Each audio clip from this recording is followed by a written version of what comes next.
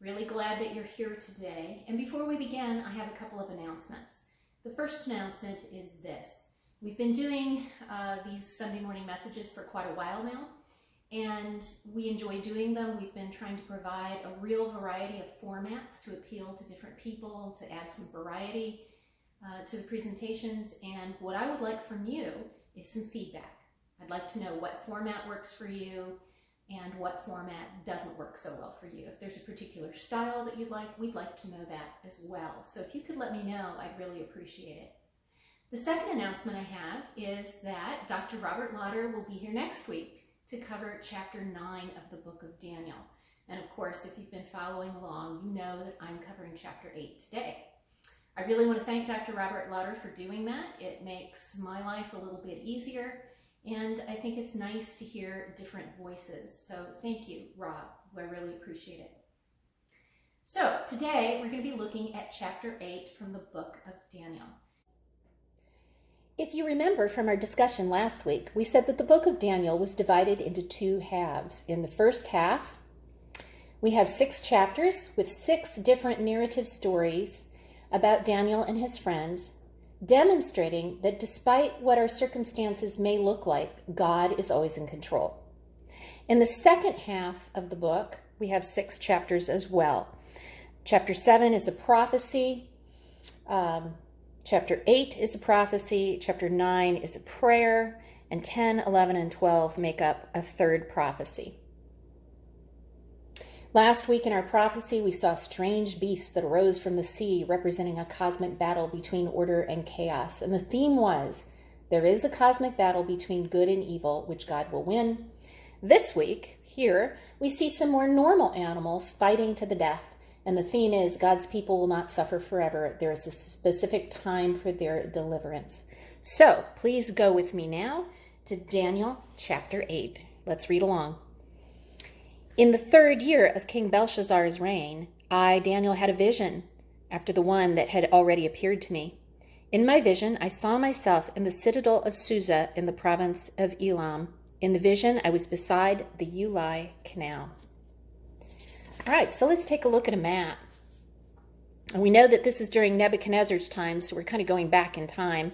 This is the Persian Gulf here, so that you have some frame of reference as to what we're looking at. So this is the time of the Babylonian Empire's reign up here. Belshazzar, Nebuchadnezzar is the king. And Daniel, who has been living in Babylon, the capital city of Babylonia, is, in this vision, transported through time and space out of that capital city to the city of Ulai in Elam. Now, the reason for this is that this is going to become the center of power in the future, though it seems unbelievable now because these places are tiny and insignificant, yet they will become very important in the future. Let's read on. I looked up, and there was a ram with 2 horns standing beside the canal, and the horns were long. One of the horns was longer than the other, but grew up later. I watched the ram as it charged toward the west and the north and the south. No animal could stand against it, and none could rescue from its power. It did as it pleased and became great. So, just to remind you what a ram looks like, here we are. Look at the curly horns. And what we're told in this vision is that one of the ram's horns is longer than the other, but the second one, eventually grows to be equal in strength. So think about that description of the ram. Think about the activity of the ram and the growth of the horns of the ram. As I was thinking about this, suddenly a goat with a prominent horn between its eyes came from the west, crossing the whole earth without touching the ground. It came toward the 2-horned ram I had seen standing beside the canal and charged at it in great rage. All right, so here's a little picture of a goat, a fuzzy, hairy goat, so you can see what that looks like. You can see its horns are a little bit different. And what we're having described to us here is this goat, but instead of having a normal 2 horns, it just has a single prominent horn between its eyes. And we are told that it crosses the whole earth without touching the ground because it's about to attack that 2-horned ram that we've been seeing. And so this is our vision of conquest. We have the ram and the goat fighting to the death. And this is Daniel chapter 8. So I saw it, the goat, attack the ram furiously, striking the ram and shattering its two horns. The ram was powerless to stand against it. The goat knocked it to the ground and trampled on it, and none could rescue the ram from its power. So I want you to think about this. These two creatures, supernatural in origin, part of this vision, attacking one another. The goat became very great, but at the height of its power, the large horn was broken off, and in its place 4 prominent horns grew up toward the 4 winds of heaven. Out of one of them came another horn, which started small but grew in power to the south and to the east and toward the beautiful land. Pay attention to that, toward the beautiful land. It grew until it reached the host of the heavens, and it threw some of the starry host down to the earth and trampled on them. It set itself up to be as great as the commander of the army of the Lord. It took away the daily sacrifice from the Lord, and his sanctuary was thrown down. Because of the rebellion, the Lord's people and the daily sacrifice were given over to it. It prospered in everything it did, and truth was thrown to the ground. So I want you to imagine, we've got this goat. Remember, it doesn't have the 2 horns, but it has a prominent horn. That prominent horn is broken off. 4 horns like this sprout from the goat's head. And then from one of those 4, a tiny little horn comes out. And what is that one horn? That small horn is the oppressor of God's people. And we're told that that little horn that's going to oppress God's people grows toward the beautiful land. The beautiful land is Israel, the land of milk and honey. And so God's people, the Jewish people, will definitely be oppressed. Then I heard a holy one speaking, and another holy one said to him, "How long will it take for the vision to be fulfilled, the vision concerning the daily sacrifice, the rebellion that causes desolation, the surrender of the sanctuary, and the trampling underfoot of the Lord's people?" He said to me, "It will take 2,300 evenings and mornings. Then the sanctuary will be reconstructed." So, what does this strange prophecy mean? Well, generally, when we're looking at prophecies, we have a lot of disagreement about the interpretation of the vision. And that's true for scholars and historians. But today we're very, very fortunate because today we have the dream interpreted for us as part of the text. And the interpreter is no other than the angel Gabriel. This is the messenger angel Gabriel, the archangel. It is the same angel who repeatedly appears in Scripture, and it is the same angel who appears to Mary to tell her she is with child. And so now we look at the interpretation of the vision as given by Gabriel. While I, Daniel, was watching the vision and trying to understand it, there before me stood one who looked like a man. And I heard a man's voice from the Uli calling, "Gabriel, tell this man the meaning of the vision." As he came near the place where I was standing, I was terrified and fell prostrate. "Son of man," he said to me, "understand that the vision concerns the time of the end." While he was speaking to me, I was in a deep sleep, with my face to the ground. Then he touched me and raised me to my feet. He said, "I'm going to tell you what will happen later in the time of wrath, because the vision concerns the appointed time of the end. The 2-horned ram that you saw represents the king of Media and Persia. The shaggy goat is the king of Greece, and the large horn between its eyes is the first king. The 4 horns that replace the one that was broken off represent 4 kingdoms that will emerge from his nation that will not have the same power." All right, so this is a little confusing, all these horns, isn't it? So let's just take a moment and do a little drawing here. Let's begin with our ram. Let's give him some eyes. What we're told is that these 2 horns that grow out of the ram, one large, one small for a while, but then later growing larger, are 2 nations and the kings of those nations, Media and Persia. And if you remember on our little map, those were not significant places, but this vision tells us that they will become significant. All right, so then we have the goat. The goat is a little bit different. What we're told is that the horn between the goat's eyes represents the first king of Greece. So let's give this goat some ears. This is Greece.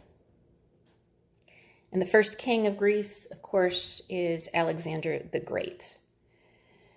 Now, this is interesting because we're told that it isn't very long before this great horn is broken off. It completely disappears, and in its place sprouts up 4 other horns. We'll draw those 4 horns here. Now, Alexander the Great is most likely the king represented by the goat's first horn.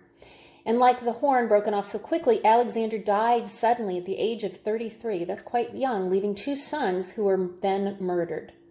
After Alexander's heirs were murdered, the world was divided between 4 powerful generals. Hence, we have the 4 horns representing the 4 kingdoms those generals ruled. Now, what happens next is that a small horn grows out of one of these horns. The small horn is the oppressor of God's people. And so scholars are almost all in agreement that the small horn, which grows out of one of the 4 horns, is the 2nd century ruler, Antiochus Epiphanes. He was a huge success in Egypt, Persia, Partha, Armenia, and Palestine, but he was also wicked, and he disrupted and harmed the Jewish people, ended their Jewish ritual and practice, and he even sacrificed pigs to Zeus in God's holy temple. This is the oppressor of God's people. This is what Gabriel has to say about this oppressor. In the latter part of their reign, when rebels have become completely wicked, a fierce-looking king, a master of intrigue, will arise. He will become very strong, but not by his own power. He will cause astounding devastation, and he will succeed in whatever he does. He will destroy those who are mighty, the holy people. It's the holy people, the Israelites. He will cause deceit to prosper, and he will consider himself superior. When they feel secure, he will destroy many and take a stand against the Prince of Princes. Yet he will be destroyed, but not by human power. Now, all of this would have been unbelievable to Daniel and the people of his time living in Babylonia. Media, Persia, and Greece were all very tiny and unimportant at the time. That's what made this prophecy so completely unbelievable in the 6th century BC.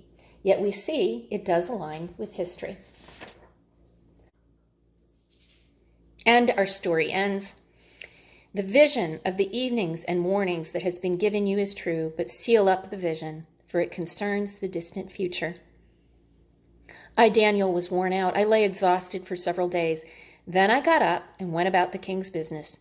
I was appalled by the vision. It was beyond my understanding.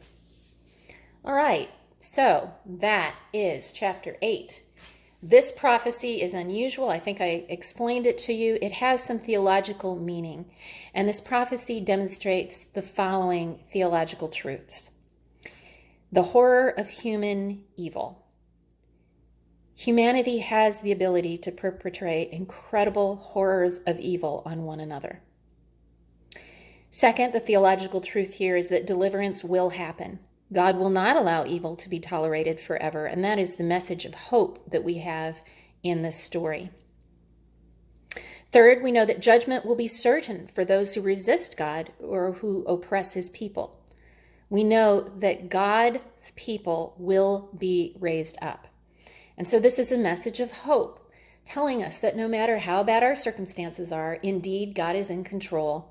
That however bad our circumstances is, those circumstances will not last forever, that we will be once again raised up. That gives us hope. Now, as I said before, whenever we look at a prophecy, We know that there is usually a contemporary specific meaning and also a greater reality meant by the prophecy. So in our story today, the contemporary view is that it's about the restoration of God's people and the return of their temple to proper worship.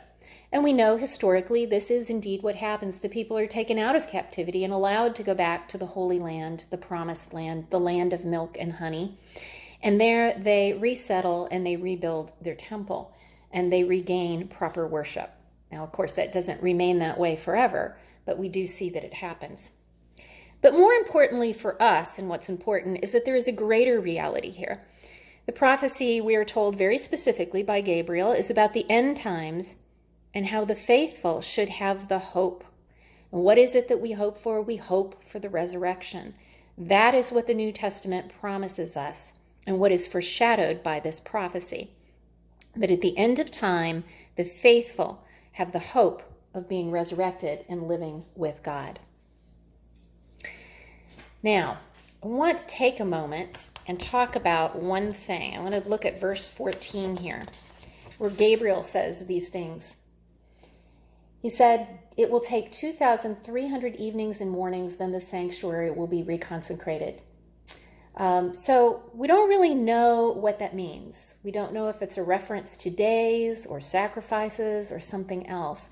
And as I told you last week, in prophecy, the numbers usually don't have anything but a symbolic meaning, and we're not really sure what this is. You know, you can look at this in some way and say, well, it's fairly specific, 2,300, but it's not as specific as it could be, say if it were 2,321. So again, we don't really know what that number is, and that's just fine. The point is not to give us a date certain or a time frame. The number is just there to bring us comfort so that we know any suffering is finite. Suffering will come to an end.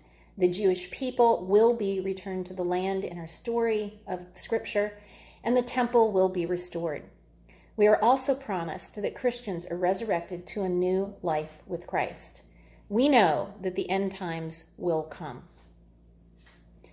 So I want you to think about that for a moment, because the end times are always a very hot topic. In the past, whenever New Hope did any sort of program on the end times, we would have people coming from all kinds of other churches and places just to hear what had to be said. And I don't think they usually liked what our final message was. Because the fact is, the final message is that we don't know when the end times will be, and we're not supposed to know. You know, throughout my lifetime, at least every 5 years, someone calls me and says, "Have you been watching the news? Do you think the end times are upon us?" It certainly happened both times the World Trade Center was attacked. People ask me this constantly recently as they see so many things happening in the world today. But we need to remember the signs of the time just remind us we are living in the time between the first and the second coming of Christ. The signs that we see do not mean the end is imminent. It does not mean that the end is upon us. What you need to remember is that every single generation sees signs of the end. There have always been earthquakes, wars, rumors of war. There have always been weird climate events, and evil has always been present. We often just think there's been an increase in our time, and then we begin to think, well, you know, maybe the end times are very, very close. But I think what we need to remember is that news is so much more accessible today than it was in past times.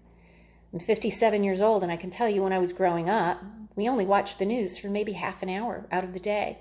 And we'd hear some brief news updates on the radio, but it wasn't like today where we can turn on numerous news outlets 24/7.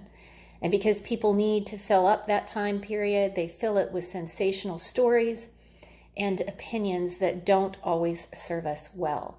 So I don't really know that times are worse now than, say, they were prior to World War I, prior to World War II.